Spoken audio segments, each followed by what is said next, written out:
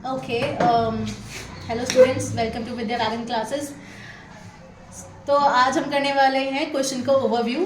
तो ये हमारे पास है सेट 3।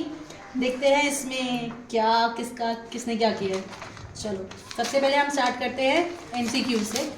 तो पहला MCQ, for a circle with centre O and the radius 5 centimetre which of the following statement is true. तो इसका आंसर था क्यू। ठीक है, बी वाला पार्ट था। ठीक है, अब इसमें बहुत सारे ऐसे क्वेश्चंस आए थे जो हम लोगों ने किए हुए थे। जैसे ये क्वेश्चन था, क्वेश्चन नंबर 3, ये ऑलरेडी हमने किया हुआ था, जिसमें सिर्फ एक्स और वाई की वैल्यू डालनी थी। एक्स स्क्वायर और वाई स्क्वायर की वैल्यू डाल के सीधा आइडेंटिटी लग जानी थी। सिर्फ 60 डिग्री 30 डिग्री की वैल्यू डालनी थी और आंसर आ जाता। ठीक है, क्वेश्चन नंबर 4, ये भी किया हुआ था।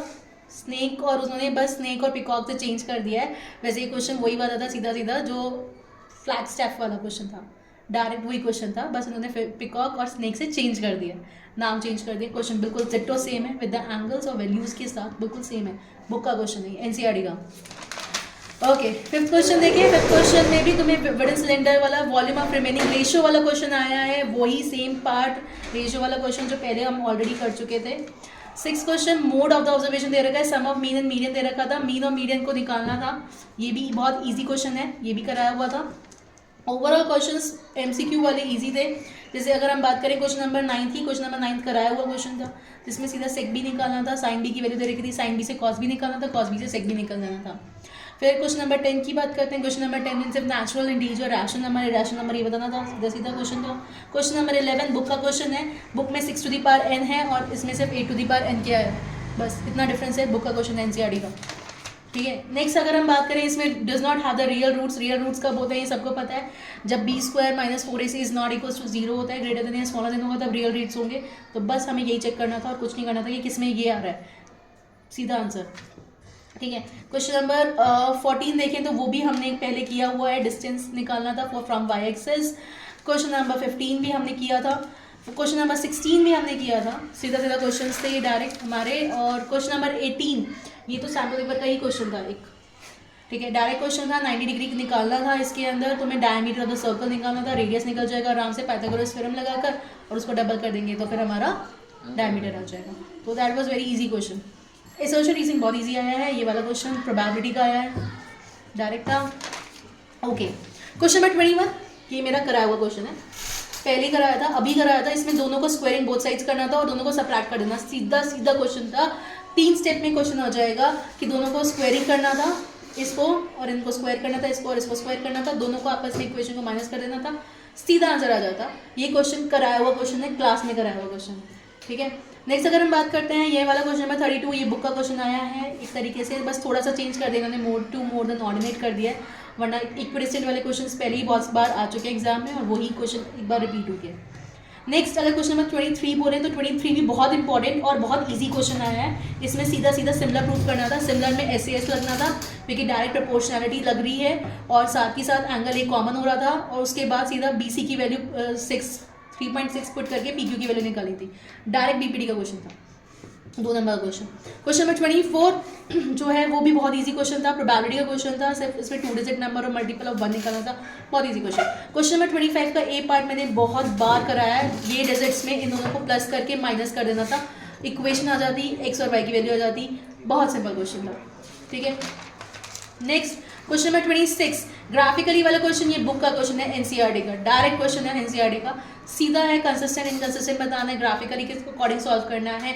ग्राफिकली में इंटरसेक्टिंग हो जाएगा तो कंसिस्टेंट हो जाएगा, जिसमें भी सॉल्यूशन हो रहा होगा, अगर वो पैरेलल लाइंस हो जाएगा तो इनकंसिस्टेंट हो जाएगा। सिंपल सा क्वेश्चन था, डायरेक्ट क्वेश्चन था। क्वेश्चन नंबर 27, ये पैरेललोग्राम वाला क्वेश्चन, ये मैंने अपनी वीडियो तक में एक्सप्लेन किया था कि कोऑर्डिनेट ज्योमेट्री का क्वेश्चन मिड पॉइंट थ्योरम के अकॉर्डिंग, मिड पॉइंट फॉर्मूला के अकॉर्डिंग तुम कैसे निकाल सकते हो और तुम ये बता सकते हो कि ये रेक्टेंगल है या नहीं है, ये मैंने अपनी वीडियो में भी बताया था कि क्वेश्चन कैसे होने वाला है। क्वेश्चन नंबर 28 का एक पार्ट तो एनसीईआरटी का क्वेश्चन आ गया, सीधा सीधा पुट के डायरेक्ट क्वेश्चन है, कुछ भी नहीं करना था, सीधा वैल्यू डालनी है, सॉल्व करना है, A Q minus B Q formula लगाना है। बहुत बार बोला था कि ये इंपॉर्टेंट क्वेश्चन आने वाला है। ठीक है, क्वेश्चन नंबर 29, इसमें सिर्फ और सिर्फ सर्कल की प्रोबेबिलिटी लगेगी, जो थ्योरम है वो सारी की सारी लगेगी, हो जाएगा। 30 क्वेश्चन तो 1000 बार बोला था भाई ये क्वेश्चन तो आने ही वाला है। रूट 5 इज ए रैशनल, ये डायरेक्ट पूरा का पूरा क्वेश्चन 30 क्वेश्चन सैम्पल पेपर से उठ के आया है। सीबीएसई का सैम्पल पेपर जो था इस बार का 2025 का, वो उस पूरे सैम्पल पेपर के अकॉर्डिंग ये क्वेश्चन आया है, पूरा डिट्टो सेम है। 2023, 2024, 2025 वाला जो सैम्पल पेपर था उसमें डिट्टो पूरा क्वेश्चन है और पार्ट को लेकर भी। क्वेश्चन नंबर 31, इसमें सिंपल जीरोस निकालने थे और उनका रेसिप्रोकल कर देना था, सीधा क्वेश्चन था। Okay, now this the big time. 5 number के क्वेश्चन में बीपीटी आया है कन्वर्स। भाई बहुत easy question, converse BPT. Even अगर कन्वर्स नहीं आता तो नीचे वाला क्वेश्चन आया है, नीचे वाला क्वेश्चन उससे भी इजी है। दोनों को सिमिलर प्रूफ करना था, सिमिलर में सीधा सीधा एंगल सिमिलैरिटी लग रहा था और डायरेक्ट वैल्यू पुट करके बीपीटी का फॉर्म लगा के एडी की वैल्यू निकल रही थी। 5 नंबर क्वेश्चन इससे इजी हो ही नहीं सकता। इस इजी सेकंड पार्ट अगर किसी को कन्वर्स नहीं भी आता ना तो सेकंड पार्ट वाला क्वेश्चन देख के तो ये भी हो जाता है कि ये पूरा एनसीईआरटी का डायरेक्ट क्वेश्चन है, डिट्टो सेम क्वेश्चन है ये एनसीईआरटी का।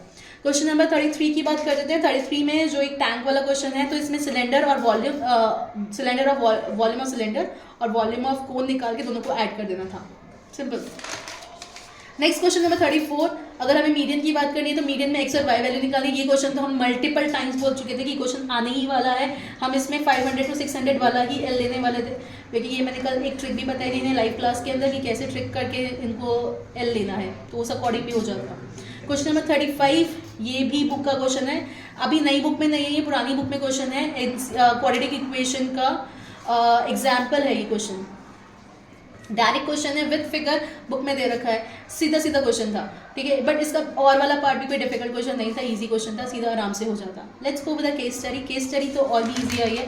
सबसे पहले केस स्टडी जो आई है वो आई है एंगल एप्लीकेशन ऑफ ट्रिग्नोमेट्री की, वो और भी इजी है क्योंकि तुम्हें ऑलरेडी फिगर बना के दे रखा है, तो तुम रिप्रेजेंट कर सकते हो कि क्या सिचुएशन हो रही है। वो स्टैचू को देख रहा होगा, सीधा सीधा क्वेश्चन है। पहली और दूसरा क्वेश्चन ईजिली आराम से हो गया और सीधा फिर कैलकुलेट करी थी हाइट।